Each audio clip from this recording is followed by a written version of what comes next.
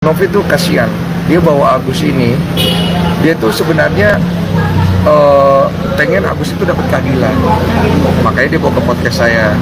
Nah di podcast saya inisiasi karena saya kasihan kalau ada yang pengen kasih donasi.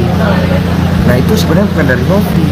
Novi Dari abang berarti. Novi tuh nggak pernah ngomong, bang tolong cariin donasi, nggak pernah. Donatur. Novi cari donasi sendiri buat Agus lewat yayasannya, makanya kekumpulnya cuma sekian puluh juta. Nah saya kasihan, inisiasi dari saya.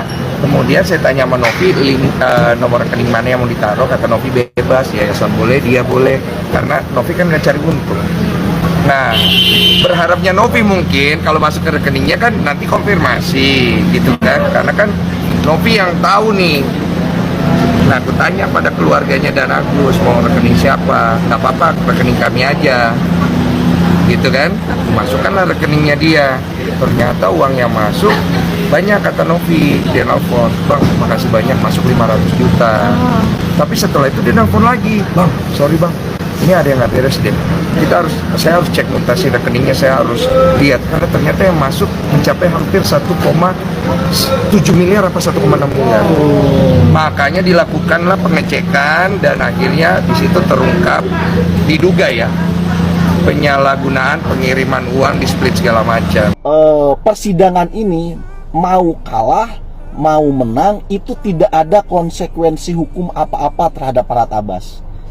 Misalkan Farhad Abbas kalah, ya kan, dalam persidangan melawan Teknopi, apakah Farhad Abbas akan dipenjara? No. Apakah Farhad Abbas harus ganti rugi? Tidak juga. Sama sekali dia tidak ada konsekuensi hukum di sana, ya kan. Mau menang, alhamdulillah. Mau kalah, alhamdulillah. Loh kok bang kalah alhamdulillah? Ya iya, tujuan utama dari Farhad Abbas itu bukan menang kalah, tapi dia tetap disorot media. Dia tetap berada di panggung yang jadi sorotan publik. Itu tujuan Farhad Abbas itu. Bukan untuk membela rakyat kecil, membela keadilan, bukan. Karena kalau motivasinya membela keadilan rakyat kecil, coba selain Agus, Farhad Abbas bela lah. Kan ada juga itu kasus yang viral lah, ini sama-sama viral nih, yang dicongkel itu matanya. Kenapa Farhad nggak ngebelain dia, ya kan? Kalau di luar sana lebih banyak lagi yang punya tragedi sama seperti Mas Agus, ya kan? Kenapa Farhad Abbas hanya Mas Agus? Ya jelas karena Agus kan lagi engagementnya lagi tinggi, lagi jadi sorotan media. Jadi memang niat utamanya bukan membela Agus, cuma Agus tidak sadar diri gitu loh, ya kan? Ya nggak tahu ada apa, mungkin karena ada nggak tahu lah. Itu Farhad Abbas tuh kesana gitu. Coba kalau diperhatikan lebih jelas tuh ke situ. Jadi mau menang mau kalah, buat Farhad Abbas ini menguntungkan karena dia selama mungkin kalau persidangannya sampai berbulan-bulan atau berminggu-minggu, dia akan tetap menjadi sorotan kan, menjadi sorotan publik gitu loh.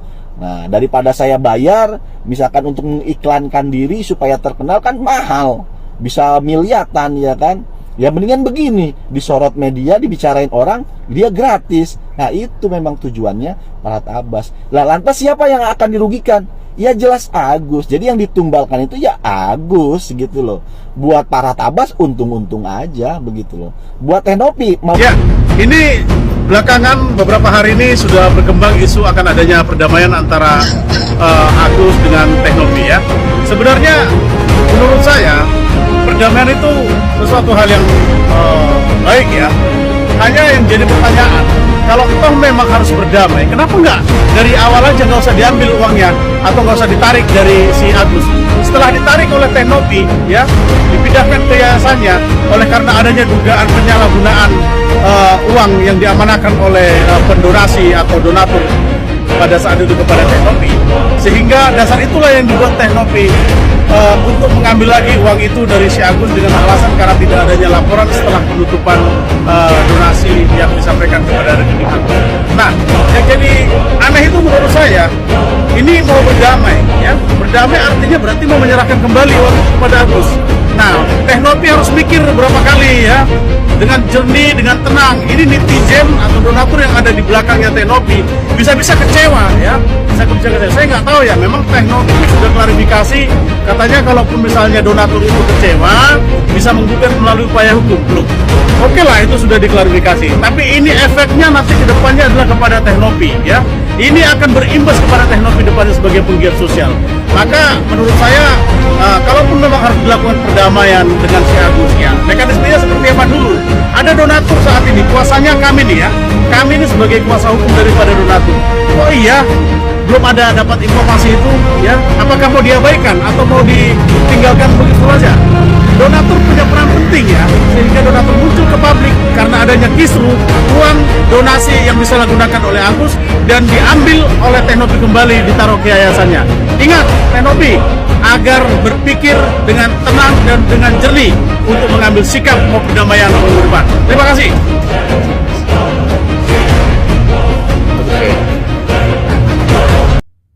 Saya mau bilang sama ke Bang Terang aja. Bang Terang tahu nggak di posisi saya seperti apa? Dari awal saya menyuarakan isi hati para donatur, teman-teman saya mendapat intimidasi luar biasa. Sampai anak-anak saya bahkan terancam keselamatan dan nyawanya. Abang tahu itu? Dan jujur Bang, saya punya beban moral yang sangat besar. Ke-10 kawan saya, dengan adanya kasus ini yang nggak terang benderang, malah meminta balik uang donatur, uang donasinya kepada diri saya pribadi karena saya yang mengcounter mereka semua. Abang tahu beban saya. Setega itu abang bilang saya nggak ikhlas Bang. Saya sangat ikhlas, bahkan saya diintimidasi luar biasa. Kenapa saya menghilang beberapa hari di Komalnya Bang Faktual? Karena intimidasinya luar biasa. Dan jujur ya, walaupun ada Farhat Abbas di bawah, saya udah mendapat surat cinta dari pelaporan Farhat Abbas. Udah sampai ke tangan saya Bang. Apa salah donatur sih di sini? Kenapa sampai donatur harus dilaporin gitu loh? Abang kasih tahu tuh ke Bang Pondah sana. Bilang Sabila udah dapat surat cinta dari Polda Metro Jaya atas pelaporan dari Farhat Abbas. Saya punya kok. Tapi saya nggak mungkin belak-belakan di sini Bang. Mbak Sabila. Iya. Mbak Sabila dilaporkan. Iya, dilaporkan Bang. Saya punya. Udah. Salah KBD bosku. Mohon maaf ini mengganggu. Salam kenal buat semua yang ada di sini. Saya sudah tahu kita punya akun cukup lama. Jadi saya naik ini karena saya merasa resah pada donatur yang dilaporkan. Kenapa saya merasa resah? Karena uang donasi itu datang dari tempat saya curhat Bang. Donatur itu datangnya dari saya yang 1, sekian miliar itu. Saya punya kewajiban untuk menjaga donatur saya. Dan ketika donatur saya diserang secara hukum, maka saya akan turun tangan. Apalagi saya dengar donatur saya salah satu yang dilaporkan itu sedang hamil. Saya akan memeriksa langsung. Dan saya menghimbau untuk donatur saya menganggap donatur saya karena datangnya dari tempat saya, jangan ada yang gentar. Saya Denny Sumargo bersama dengan kalian. Tidak mundur saya selangkah. Jangan takut. Jadi buat donatur yang dilaporkan, yang sedang hamil itu, nanti saya akan periksa kebenarannya. Hubungi saya. Cari bagaimana caranya hubungi saya. Saya ada di belakang kalian. Jangan takut. Itu pesan saya.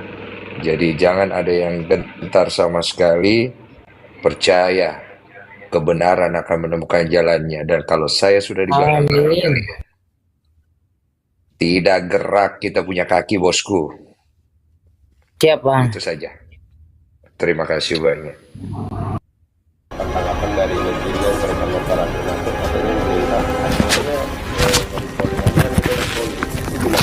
Jadi memang itulah keinginan daripada donatur dan perlu untuk didengar aspirasinya begitu. Karena sejak awal permasalahan ini bukan lagi melibatkan hanya dua belah pihak. Bukan lagi urusannya antara Novi dan Agus. Setelah terjadi deadlock di mediasi yang ada di Gedung Juang, maka donatur sebenarnya sudah terlibat secara langsung di dalam pusaran konflik tersebut. Donatur sudah ikut serta di sana, bahkan sudah menunjuk salah satu kuasa hukumnya begitu ya, untuk diperjuangkan aspirasinya. Hal itu tentunya merupakan sebuah proses di mana pembelaan, dukungan, support yang begitu besar datang dari donatur. Sehingga ketika ada keputusan yang ingin diambil dari Novi itu sendiri, ya tentunya harus ada persetujuan daripada para donatur. Jadi kalau saya ditanya terlalu dalam, ya saya juga bingung bagaimana harus menyampaikan hal tersebut. Akan tetapi hal tersebut juga sudah saya sampaikan langsung ke Novi gitu ya. Akan tetapi memang terkendala di mana ada pihak yang mungkin gitu ya ingin mendominasi bagaimana urusan tersebut bisa berjalan baik di tangannya sendiri. Nah, saya kasih clue seperti itu tuh. Intinya saya mencoba untuk menahan diri, saya mencoba untuk tidak mau cawe-cawe di dalam kasus tersebut gitu ya. Karena ini urusan adalah sejak awal juga dasarnya adalah Novi dan Agus gitu ya. Gua nggak mau mencoba untuk memberikan masukan yang buruk juga ke dalam urusan ini gitu. Akan tetapi sejak awal persyaratan daripada mediasi tersebut sudah tertuang bahwa adanya syarat Pablo tidak boleh ikut. Karena kalau Pablo ikut, maka Farhad Abbas, kuasa hukum daripada Novi, tidak mau mediasi. Artinya membatalkan mediasi. Ya, saya bingung gitu lah. Kalau saya ditanya harus seperti apa gitu dalam urusan ini, tentunya saya berpihaknya ada pada donatur gitu. Saya berpihak, saya setuju dan saya sepakat terhadap keinginan daripada donatur. Akan tetapi sejak awal kita tahu bahwa sudah ada komunikasi yang dibangun oleh kuasa hukum dari Agus dan salah satu kuasa hukumnya Novi itu sendiri. Isi percakapannya saya